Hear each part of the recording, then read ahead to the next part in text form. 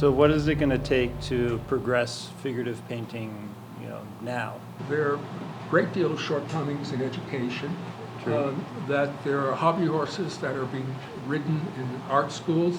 I remember George Siegel saying to me when he was in art school that he wanted to do figures, and the professor said, no, you can't do figures, it has to be abstract. It has to be abstract. I've heard this right.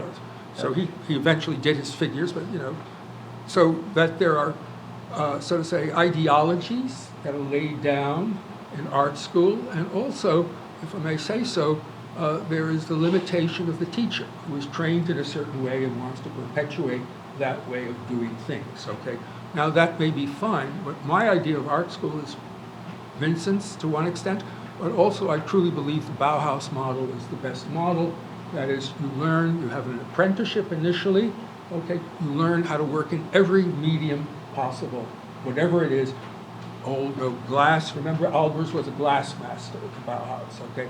You learn everything you possibly can, and then you work with the master trying to develop your own identity, as it were.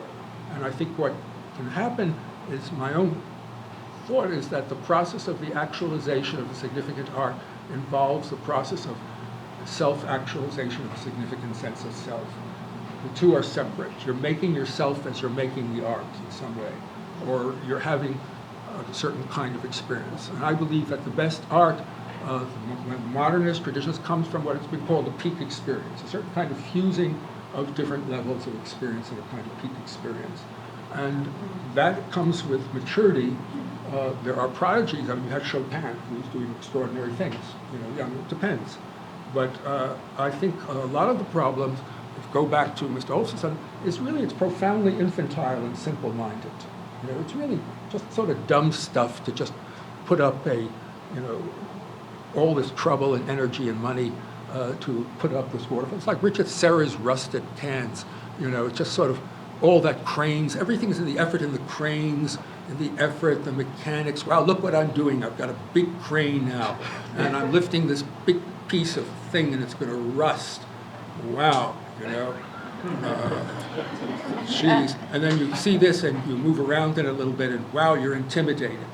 So don't you think that's just a big celebration of the ordinary in a way? It's a it's celebration like something that of comes out of the realism, and then into Duchamp, and then like this. Partly that, but I think Richard Serra is a dead-end industrialist artist. Basically, he's the end of manufacturing art. He's sort of the gravestone of industrialism in art. All this mechanical interest in the mechanical, those are sort of big gravestones, or mausoleums, etc. I'm not talking about Richard Serra particularly. I'm talking about these rusted things, and I have to tell you that I'm responding to something that offended me deeply, which may be my own limitation and perception. But at the opening of the San Francisco Museum of Modern Art, you may recall there are the three big Richard Serra. Why the fuck do they need Richard Serras in there when there are a lot of other things? And why? Because it's a market, because of Mr. Gagosian, because of they don't know what else to do. They want to be safe. They want to show we are trendy. Trendy is not avant-garde. Trendy is marketable. So it's sort of the new academic art in a way. Yes, absolutely. The entire pedagogical agenda of teaching students has to be revamped, painters in particular. I think that we come out of school or we go into our undergraduate training being instructed by people who really are just, toting the line. They have certain kinds of videos. When they're not talking about forcing the artists into conceptual agendas, they're telling them stuff about figuration and representation that I think is anachronistic and meaningless and doesn't provide equipment. I mean, let's face it, we look around us, there's a lot of representation in the world nowadays. We see it, if you just go on the internet, you look at this stuff, take a look at it. I mean, the fact that it's there doesn't really mean much to me because 95% of it is just, just like 95% of abstraction is terrible. So it's not an issue of whether or not it's representational or whether it's abstraction. It's an issue of painting. The thing that's really threatened is painting. And so to reinvest in what painting means, what it is now, you know, and understanding what it has been is a very important way in which we can sort of address and face the future. You know, one of the things that we were talking about color and the separation of color from the thing. It's very important for me to say, one of the things I get, I encounter in art schools is that, you know, the kids have, they're adults, they have, you know, they've got all these colors. All these colors come in the kit. And they don't know what colors to use, really. And they could draw really well. Basically, drawing comes naturally to so many people, but when it comes to actually painting the stuff, they freak out. Everybody freaks out. Hey, I'm just saying this because I freaked out. I could draw. And then when it's come to painting, it was like, oh shit, I don't know what I'm doing. Oh, excuse my language. So, you know, color, how do you approach color, this vast array of colors that you're given, when you're really interested in the structure of form the way it was, you know, in, say, Caravaggio's day or Rembrandt's day? If you want to learn about that, what do you do with all those other colors, you know? Why is it that, you know, I wonder if people ask themselves, why is it that after Delacroix and after Manet, virtually nobody of the more advanced artists ever painted a torso illuminated with 3/4 light and 1/4 shadow? What happened at that moment that shifted the emphasis from form and its demonstration by illumination to color? And it's at that moment, and it's Delacroix who enacts that change in the journal May 5th, 1852. The painting should be constructed as if on a gray day the passage begins, that he creates the springboard that will serve as like the call of the Impressionists. They no longer painted form illuminated, they painted shadow, and they painted half-light. And that was what Delacroix's answer to the privilege that was ascribed to form for all of those years. That's the moment when the ultra-subjective is born. Because form always represented a kind of rational, structural marker within painting. And once form was deconstructed by the privileging of color over that, of the halftones and the shadows over the illuminated mass, then all of a sudden you have this idea of color and its ultra-subjective, its sensate nature, its ultra-sensate nature. It sounds like there's almost a kind of a fear of history painting, and that, you know. Well, I think I see a similarity there actually with kind of the direction everybody's gone, in that when I look at 19th century painting, particularly Napoleon III from that era, and you start to see these big academic paintings, there's a similarity. And one of the similarities I see with the piece at Versailles we were discussing earlier is we live in a moment now where you have what you could call hedonistic capitalism.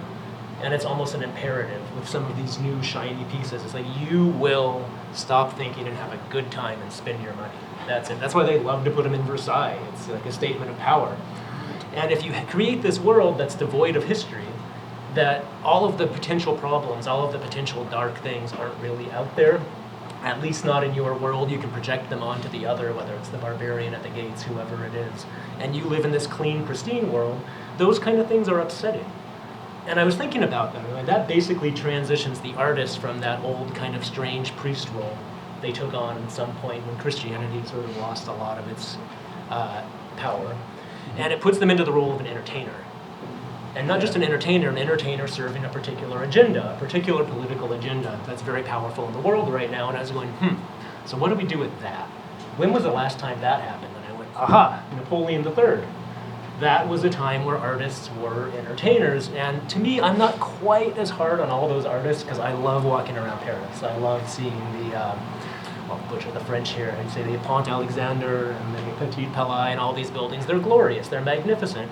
And so I do think there is room to do things, even though that's the new paradigm, and it doesn't seem to be going away.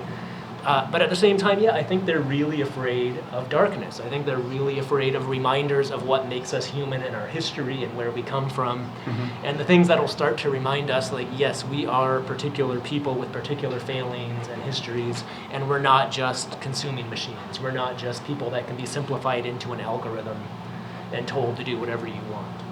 So that's my take. Well, you have the Nicole Eisenman show up right now, and she's clearly, it's well attended, and she's clearly not afraid of the darkness, and her visitors are not afraid of the darkness that she paints about. And I think the reason that she's not afraid and we're not afraid is that she recognizes that we have to approach this idea of figuration with the recognition that we are not at the top of our game anymore, so we're not masters of the universe, and that we're all really, really, really different. And so she paints all of her people really, really, really, really different, where these people, they just look the same. It's through the space that a complicated world where background parses middle ground, which parses foreground and back and forth. You know, you get the filmic equivalent of a story in space as opposed to linearly, and that's when things get interesting. And when it's not doing that, then I think the artist has dropped the ball, because then it becomes just human centered. It's just about, you know, these human bodies that we've looked at, as I was saying before, and not about our relationship to our environment. See, I wonder about that. That's really interesting, because one thing I've noticed about Odd's paintings as he's gotten older too, it's a similar process that I see in a lot of artists as they get older over the years. You know, Titian, Rembrandt, Goya. It seems to be that late stage where things get simpler, more compressed, the palette shrinks, the definition of edges and forms starts to dissolve almost. And I do wonder if that is partly like a later stage of painting, you know, in terms of how old you are as a painter as you get older. Like for me, I love the complexity. I can't get enough of it. And we actually had a discussion with Odd when I was with him, and I was saying, you know, he looked at me and I just come back from the Louvre and he said, "Oh, what was your favorite piece?" And I went, "Oh man, I just loved the Raft of Medusa. That piece was so exciting. It was so dynamic." He went, "Oh, Americans, Hollywood, you love the big special effects." You know, and he was saying, "I'm at a point in my life where things are kind of going more inwards, more quiet. All of that is dissolving." And so I do wonder, like, if that's not something that happens as an artist, maybe starts to disengage a little bit from the rest of the world, and they start to look at things in a little more interior way.